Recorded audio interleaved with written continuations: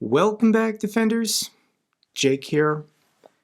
We're going to start today's video talking about someone I try never to talk about. Chechen leader Kadyrov offers Ukrainian prisoners of war in exchange for lifting sanctions on his family. I try not to talk about the Chechens because, in my opinion, they've had a negligible impact on this war. Occasionally they show up to the war zone to film their goofy TikTok videos blowing up empty buildings. But they don't actually do any real fighting. And the reason why is Kadyrov has a deal with Putin. In exchange for never rebelling against Putin, Kadyrov can do whatever he wants. So Kadyrov doesn't want to waste the lives of any of his soldiers fighting in Ukraine. In the event, he wants to rebel against Putin and the Kremlin.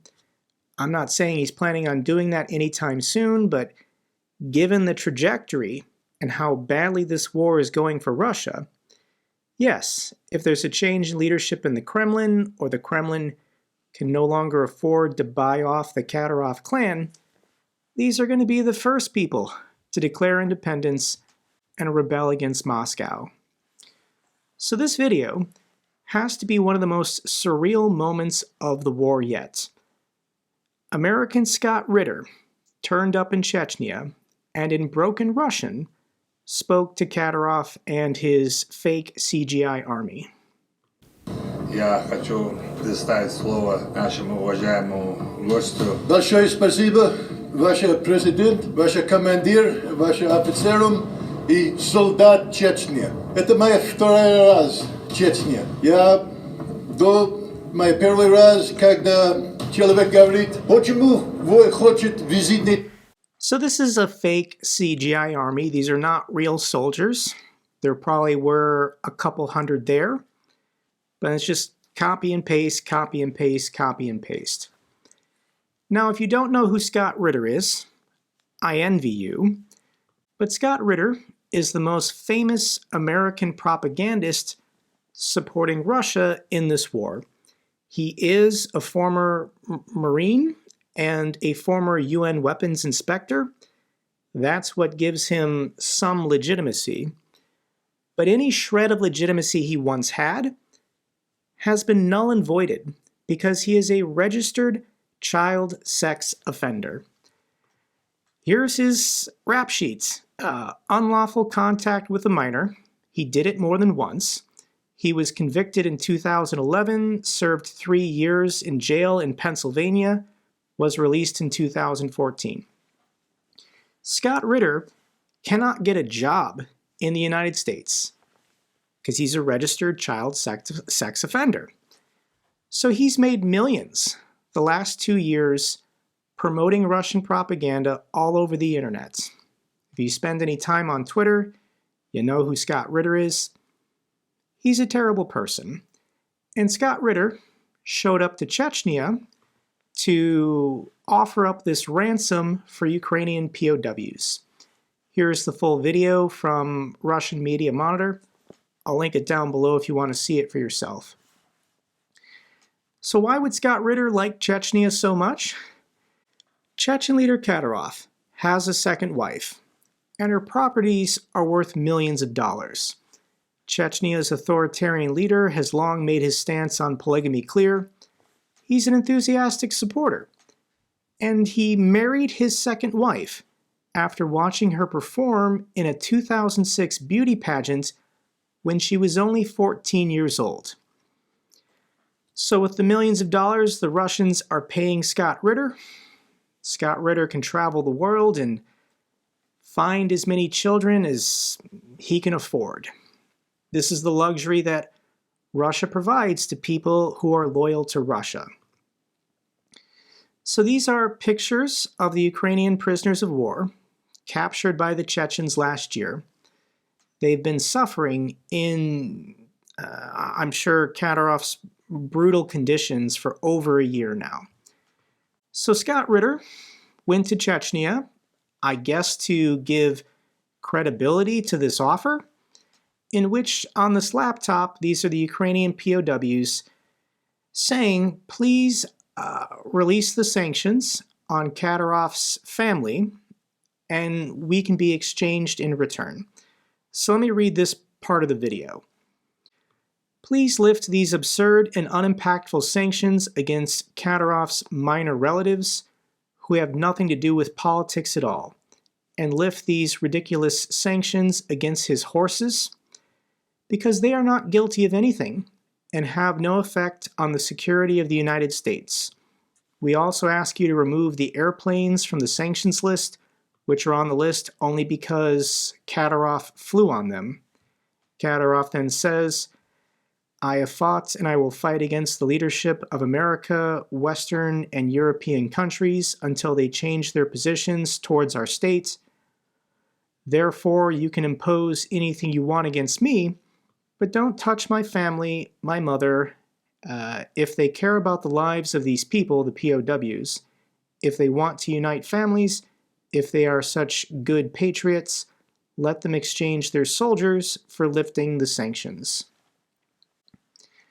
How do you sanction a horse? That's my immediate question. And Ramzan Kadyrov racehorse stolen from a Czech stable. Chechen leader claims Zazu, which was barred from racing amid sanctions in 2014, is worth at least $10 million. Okay, you can sanction a horse. If sanctions aren't working, why does Kadyrov care so much? The reason you have to sanction family members, Kadyrov's mom, Kadyrov's wife, Kadyrov's children, is because money can be moved around through family members. How does Kadyrov get payments in and payments out from Russia if everyone in his family is sanctioned? He would then have to start trusting non-blood relatives that he can't control. So he doesn't want to do that. So in my opinion, unfortunately for those POWs, the sanctions are working and they should stay in place, as it's frustrating and weakening Kadyrov's rule over Chechnya. But ultimately, this is up to the US State Department and the Ukrainian government. Here's Alexei Goncharenko, a member of Ukraine's parliament. This is what he has to say on this issue. Kadyrov offered the US to lift sanctions against his family in exchange for Ukrainian prisoners. I wonder, are the sanctions not working, or are Prada sneakers just so expensive? But we don't really care about these sanctions. The main thing is to return our military. Let them cancel them. This is out of my hands. This is a political process. It's up to the powers that be. If they want to lift the sanctions on Kadyrov's mom and Kadyrov's horses in exchange for getting these POWs back. This now brings us to the very uncomfortable story. White House says North Korea supplied Russia with missiles for attacks on Ukraine. This was stated by National Security Spokesman John Kirby. The Pyongyang-supplied missiles, with ranges of 900 kilometers, were fired by Russia in 2 attacks over the past week. Here's a clip from the press briefing. Let me play just a little bit. Our information indicates that the Democratic People's Republic of Korea recently provided Russia with ballistic missile launchers and several ballistic missiles. On the 30th of December 2023, Russian forces launched at least one of these North Korean ballistic missiles into Ukraine. This missile appears to have landed in an open field in the Zaporizhzhia region. We have the evidence for this missile. There's pictures and videos online, and they match the design and specs of a North Korean ballistic missile. And this is insane. North Korea is now testing their ballistic missiles against American Patriot air defense launchers. This is very concerning. It's one thing to send simple artillery shells. Those are not very sophisticated. But to be sending long-range ballistic missiles that could someday be used against American targets with American air defenses, this absolutely is a national security crisis for the United States. Congress should take this very serious, and they should be addressing this. And for the Russians, This has to look pathetic. They can't produce their own drones. They have to get them from Iran. And they can't produce enough of their own missiles. They're begging the North Koreans for them. Here is a visual of all the air targets destroyed for the entire year of 2023 by the Ukrainians. These are the numbers. A lot of cruise missiles, a lot of drones. The lights are still on in Ukrainian cities. Ukrainians still have heat this winter. Whatever objective that the Russians the last 2 years have been saying was the point of all these air attacks, they've not achieved them. And all they've done is unified the civilian population of Ukraine to continue fighting this war as long as it takes. But this is pathetic for the West. This needs to be a wake-up call that Korean ballistic missiles are now hitting European cities.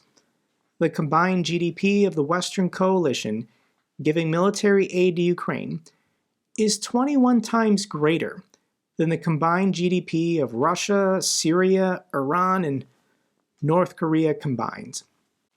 So here's the list of countries by GDP. The United States, Germany, Japan, the UK, France, Italy, Canada are all in the top 10. And here's Russia at number 11, just above Mexico, but below Canada.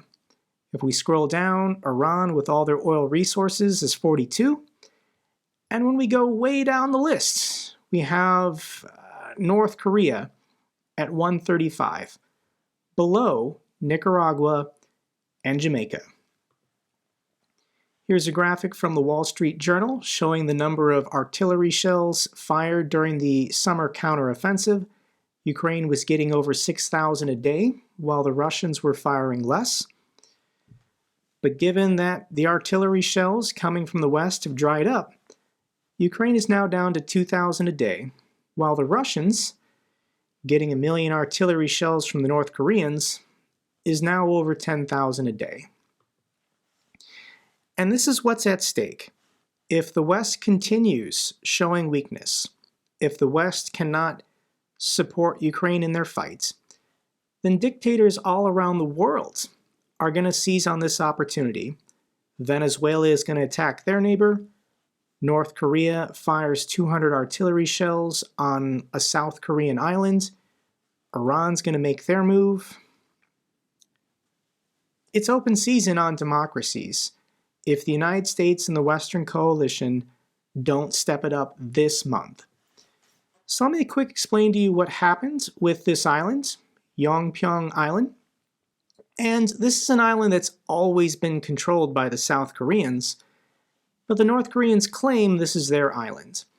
So when we had the armistice in 1953, this blue line is what the UN and the international community recognized, giving South Koreans the control of these islands and these islands. North Korea has never been happy with this. They want a more equal divided line, giving them control of these islands. So North Korea is not going to attack Seoul. They're not going to attack South Korea. But they want these islands. They want territory. They want control. So yes, they're seizing on this opportunity to fire on these islands. There are South Korean civilians living on these islands. And eventually, they think they can get control of these islands. If the Western coalition continues to show weakness, if Republicans in Congress continue blocking votes on military aid for our Democratic allies, more of these types of attacks will continue. So I know a couple people in the comments get upset, but I have to speak the truth. I have to state the facts. We only have 2 political parties here in the United States, and one of them is currently blocking a simple up or down vote on additional military aid to our allies around the world. So let me try and invoke Ronald Reagan. We in America have learned bitter lessons from 2 world wars. It is better to be here in Europe, ready to protect the peace, than to take blind shelter across the sea, rushing to respond only after freedom is lost. We've learned that isolationism never was and never will be an acceptable response to tyrannical governments with an expansionist intent. This is the first time in my 40 years of life that Republicans have not wanted to spend more money on the military. Additional military aid to Ukraine is just money going to our defense industry to modernize and replace old systems and old weapons that we're trying to get rid of. So this is baffling, this is infuriating. I'm going to continue talking about this through the November election. Hopefully something crazy happens this month and we can get an up or down vote on additional military aid to Ukraine passed this month. But if it doesn't pass soon, then this is going to have to be resolved in the November election. And Ukraine's going to have to hold on until January of 2025. And I just want to quick share this graph for anyone in the comments section saying our European allies need to pull their own weight. Well, here is government support to Ukraine as a percentage of the country's GDP. This is both bilateral and direct aid, and also a share of EU aid given to Ukraine. No surprise, the countries most at risk have been supporting Ukraine the most: Lithuania, Estonia, Latvia. We've also got Finland up here, and of course, Poland. As an American, we're down here at 0.3% of our GDP, just above Canada and right below Ireland and Malta. Putin further eases citizenship process for foreigners in the Russian army. Putin basically signed a decree that if you want to become a Russian citizen, all you got to do is join the military and go fight and die in Ukraine. I don't know what kind of a recruitment pitch that is. You got to survive a war in which the casualty rate is pretty bad.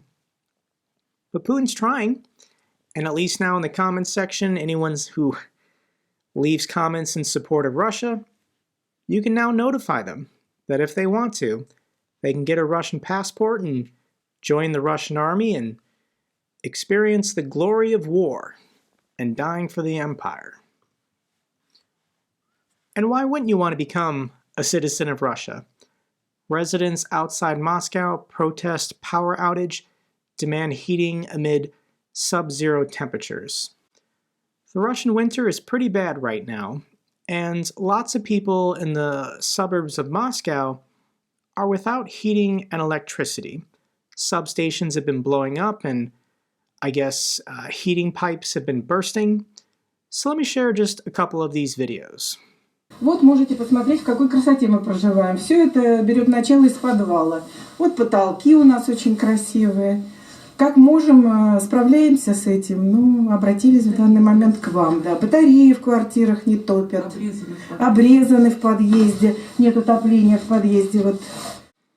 This is an apartment complex in a suburb of Moscow where the temperature has reached negative 25 degrees Celsius, and this apartment building is without heat.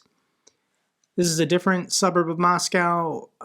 The residents of this building, to stay warm, have begun burning wood in the courtyard. This one has subtitles from Natalka. 6 число. Мы замерзаем. Жители выходят с пикетом. Жгем дрова, потому что дома холодно. Теплее даже на улице. Просьба администрации откликнуться на нашу просьбу. ЕДС молчит. Администрации все равно. Новикову привет большой. Here's some pictures from a train car that went from Smolensk to St. Petersburg. It was a 16-hour trip, and there was no heat on the train for the entire trip. Are people in Russia eating their pet hamsters yet? That's the question I want answered. Let's get to the good news for Ukraine. The Polish government reaches deal with farmers to suspend border blockade. I don't 100% understand what the Polish farmers wanted, and I read the article and I don't really understand what they got that satisfied them. Kind of felt like a payoff in more agricultural subsidies for these farmers, but whatever, let's just move on. Nepal suspends work permits for Russia and Ukraine amid soldiers' deaths. Last month here on the channel, I did share this video of a Nepalese man who more or less was tricked into joining the Russian military after going to Moscow with a work visa. This is 100% the correct move for the Nepalese government to do. Don't let your citizens go to Russia, because Russia is looking to conscript foreigners to use as cannon fodder on the front lines in Ukraine. Finland plans to ban Russian LNG starting in 2025. Thank you so much, Finland. Final couple feel-good clips. The first one is a Ukrainian defender and his best friend.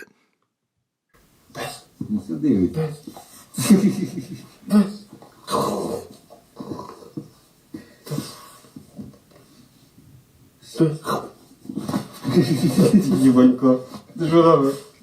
Ти що робиш, пес?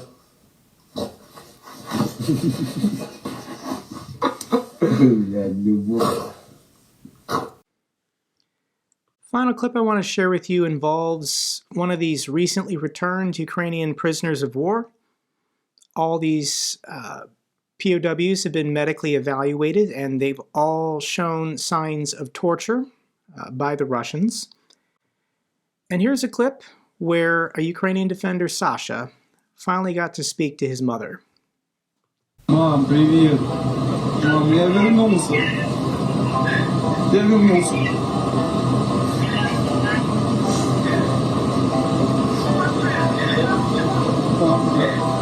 Я Украина. Я люблю вас, очень люблю вас.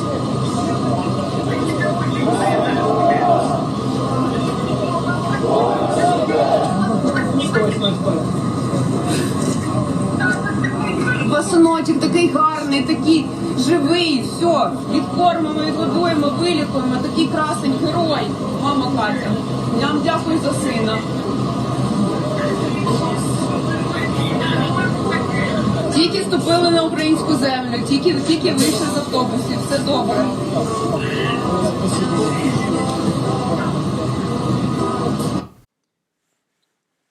That's all for this update video. Glory to Ukraine, glory to the heroes. If you found this video informative, give me a thumbs up. Best way to support the channel. Comments and questions, let me know down below. I love hearing from you guys. Till the next video, keep defending the truth, keep defending democracy.